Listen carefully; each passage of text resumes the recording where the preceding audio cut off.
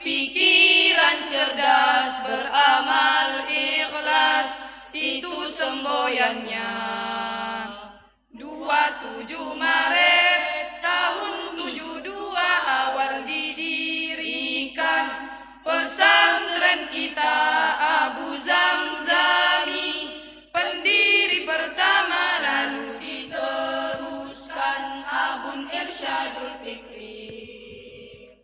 Menggali ilmu ke kota Padang, berguru pada Abu Labaisati, belajar tauhid beserta tasawuf kepada Abu Syekh Amran Wali.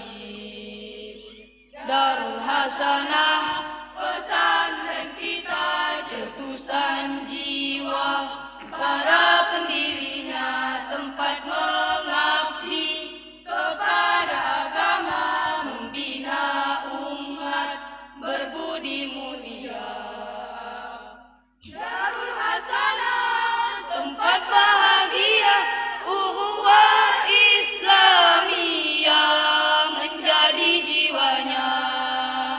Quran dan sunnah pedoman kita, nuju ridho Tuhan yang maha segala.